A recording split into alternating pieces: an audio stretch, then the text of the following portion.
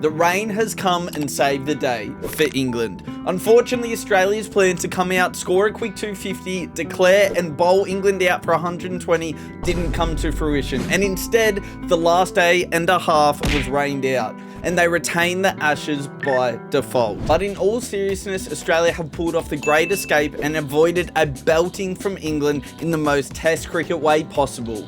Rain. After 3 gripping tests that have been back and forth since the beginning, the ultimate decider of the series has been the rain. And you know what? I couldn't care less. There was no shortage of drama. Piers Morgan calling it the greatest travesty in Ashes history, photos of sunny skies in South England, and shouts to never play cricket in the north again, posts from the balmy army of gaps in the rain from weather apps with 300 total downloads. On the Australian side, it was a night of anxiously lying on the couch, scrolling Twitter to hopefully see some more clouds and rain, and for what seems one of the few times in the series, our prayers were answered. It bucketed down all day until eventually Joel Wilson speed dealers couldn't take it anymore and they abandoned play, and there were plenty of reactions around the world to this result. So we have to start with the rain, considering it's all anyone's going to be talking about for the next 2 years if Australia don't win the next test. Or even if they do, I'm sure people will just call it a momentum shifter moment or some rubbish like that. So the rain obviously saved Australia. There's no denying that England were winning that game. Australia were in all sorts of trouble, and the last day and a half got rained out. And when you think about it, probably every other sport in the world either plays in the rain, plays indoors,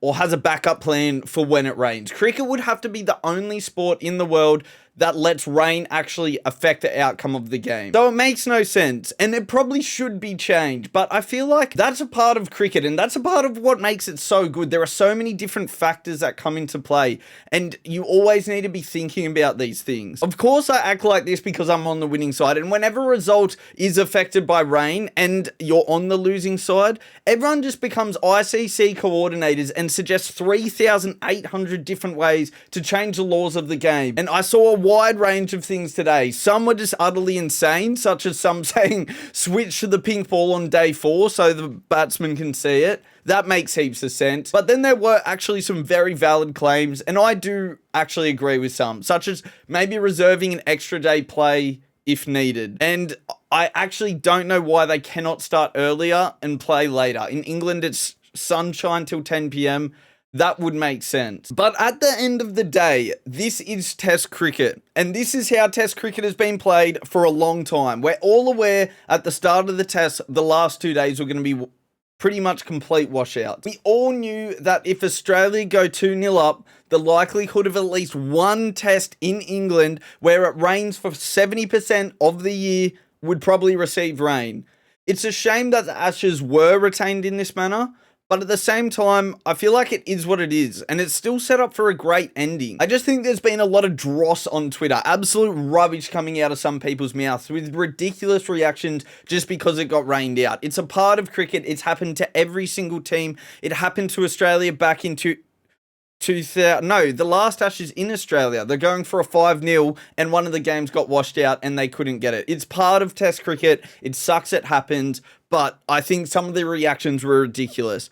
But not just on Twitter. I think there was some trash journalism over the first few days, and I'm going to take aim at them as well. Some of these questions at the interviews towards the Australian players are actually becoming ridiculous. Starting with Marnus at the end of day 4, asking him if they plan to declare on day 5 and go for the win. Hence my intro today. Because he obviously knows there's no way it's in Australia's plan to bat out tomorrow, try gain a lead and declare. And if England were in the same position, there is absolutely no way they would do it either. The question was just purely bait to get a response from Marnus and get this whole spirit of cricket narrative to continue, and that England are the only ones trying to play cricket. England are the only ones trying to force results. Like, fair enough, hats off to them. They're playing good cricket and they put themselves ahead in the game. But Australia are trying to win, and they're trying to win for the first time in England since 2001. Given the game situation, now that there is no option to win, they're not just going to be like, oh, we're going to lose it trying to win. No, they're going to take the draw, and they're going to try retain the Ashes. They are not going to risk losing the game to try get 200 ahead and declare after being 60 runs behind, 5 wickets down, just to impress the spirit of the game and Test cricket as a whole. In the end, they didn't actually bowl another ball since this interview, so the questions actually then started to turn to, are you guys happy with the way you retain this Ashes? Is the fashion that you won in part of the spirit of the game, which again is utter rubbish? I think I can speak for anyone in Australia in saying yes, 100%.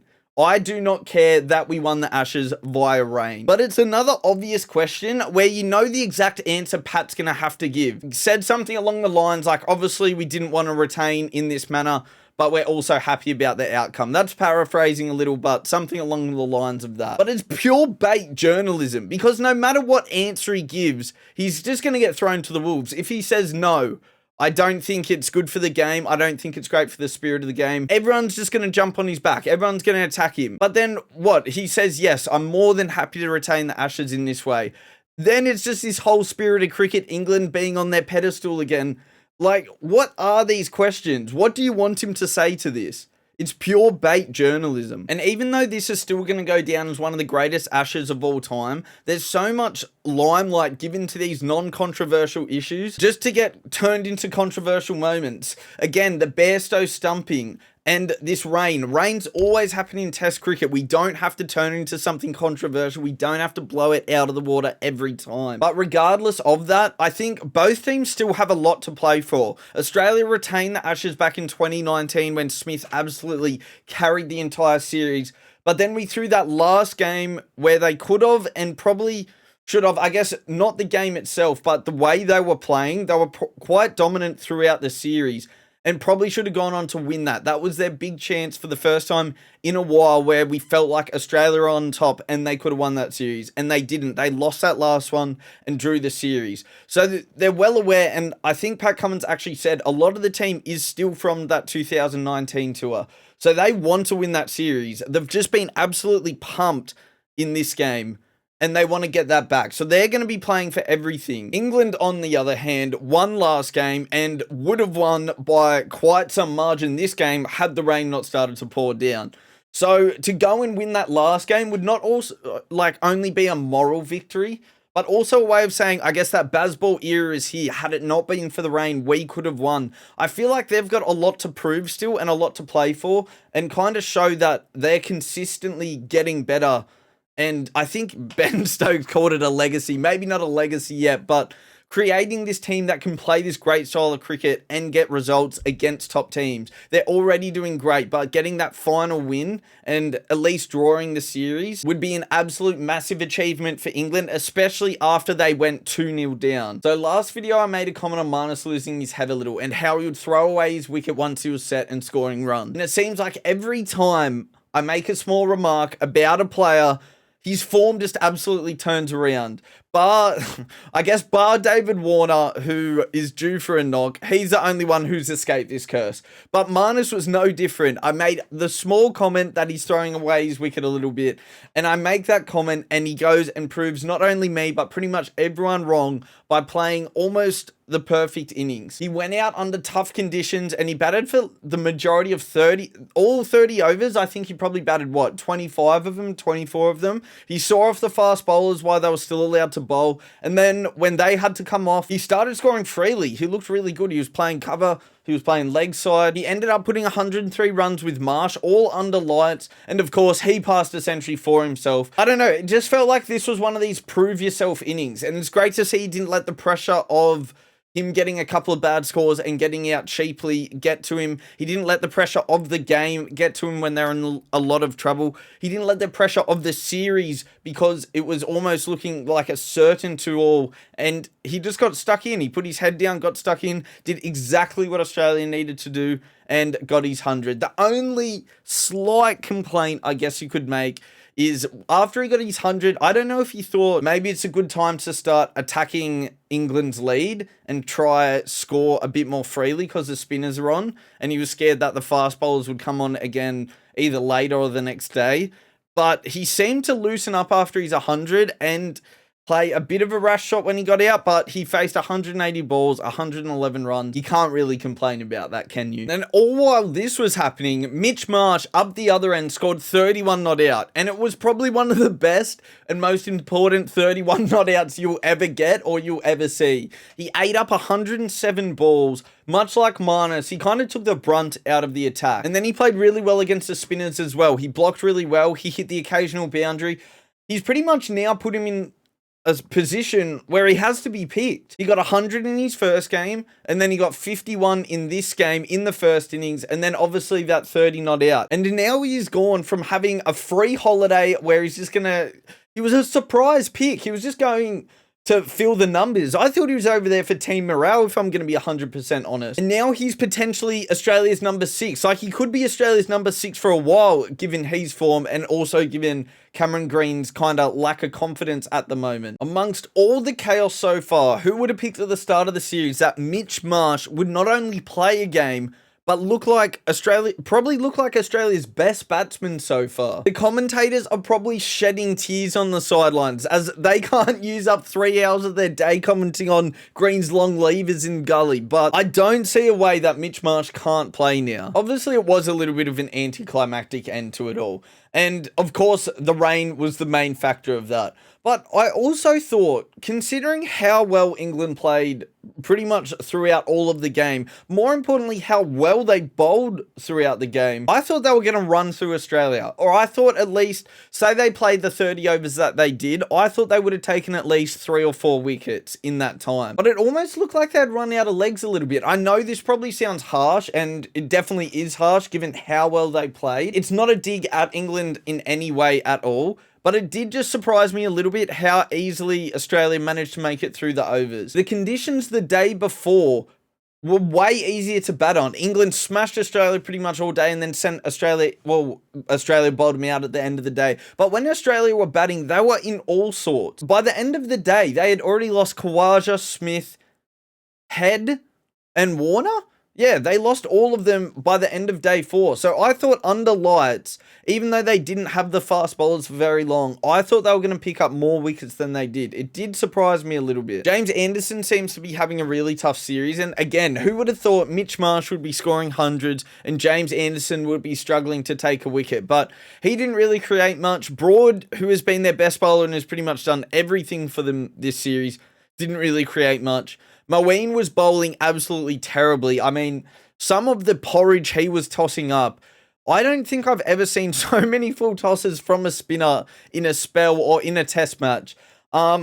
He's probably, no, I don't think he would get dropped, but he's lucky he scored 50 because his bowling was below par. The one person who I think looked really good for England, and I'm so over saying his name and giving him compliments, but Joe Root, I genuinely think Joe Root was one of England's best bowlers. In my opinion, he is massively underrated as a second spinner. He's accurate for the most part. He gets the ball to spin. And now he's got this weird outswinging fastball that he quickly rolls the fingers over at the last second, and it generally swings. I think he bowled it 3 or 4 times during his spell, and every single time he bowled it, it got genuine outswing to the batsman at a little bit faster pace. He looked good. He ended up getting Marnus in the end as well, which is a really big wicket. Well, I guess not in the scheme of things, but at the time, it was a massive wicket. He's now becoming a really useful bowler and someone that you're confident to throw the ball to when the quicks need a bit of a break or on a turning wicket. Had Crawley not scored 189, he probably would have been the man of the match for me. Or maybe Marnus, but Joe Root would have been close. So where are we now? I spoke about the importance of this next game, but what it's actually going to look like, because Australia will definitely have to make some changes. They played a team that they wanted a draw out of it. They wanted to bat for a long time, and it's gone the opposite way. It hasn't worked whatsoever with the bat. They scored way less than they should have, and then obviously with the ball missing that spinner has massively backfired and they got pumped. So the obvious change would be bring Murphy in and take Green out. And I'm close to 100% sure this will be the only change that they make. I'm sure 95% of Australia have seen enough of Dave Warner, and at this stage, it's pretty hard to kind of defend him anymore. But I still stand by what I was saying in that they're going to keep him to the end of the series. I think they probably drop him at the end of the series. But at this point, like I said last video, they don't want to bring someone new into the side when it's 2-1, but to either win the series or draw the series, they want to get the win. I don't think they're going to trust someone young to come straight into the side without seeing any of the bowlers and to score runs. I think they're going to give Warner one more and hope that he can scrape together 30, 40, 50 runs rather than bring in a fresh face. Although I would be very surprised if he makes it out of this Ashes. Another player recently getting talked about is Nessa because his record is unreal. For years, he has been great at home and in county. And his county form at the moment with the ball, but also with the bat, is really good. And when you look at Australia's recent performances with the bat, you can see why people are asking him to be in the team. And although I'm not fully against that option, I'm not as behind it as most people are. And I got a few reasons why. So first, I think, who are you going to drop? Hazelwood, Cummins, Stark, they've all taken fifers recently. Hazelwood was probably the only bowler that looked decent this game. Stark and Cummins have looked good all series bar this game. Out of those three, who are you going to drop? I also saw people say drop Warner and bring in Nessa, but that means we're without a specialist opener and we're going to have to bat people out of position. So I'm not sure how that will work. And then my other point is that county pitches are very, very different to the ones that Australia are playing on. A lot of the county pitches are green wickets. They do a lot for the bowlers. It swings, it seems. A lot of these pitches we've played on so far have done pretty much nothing. You might get a bit of movement at the start, but after that, you're not getting much out of it. And Boland learnt that the hard way by getting spanked for a couple of games. And I'm afraid it could be a very similar situation for Nessa. Of course, I have absolutely no idea if this would happen, but I don't think the transition is as smooth as people would say, which goes into my third point. He is playing County Division 2. There is a big step up from County Division 2 to the national side, to Test cricket. And from him smashing 170 runs in County Div 2 to facing the likes of Stuart Broad, Ollie Robinson, Mark Wood, Chris Wokes, all on top form, I don't know if it's going to go as well as people believe it would. Other than that, though, most of the batsmen have had really good form coming into this series, and most of them have at least had one big score this series. It seems like they just can't scrape together a big total together. Like, they'll have individual brilliance in each innings that saves us from getting out for a really low score, but we haven't actually been able to get two people to score 100. So I think as much as you want to chop and change, I'm not sure if that's the answer.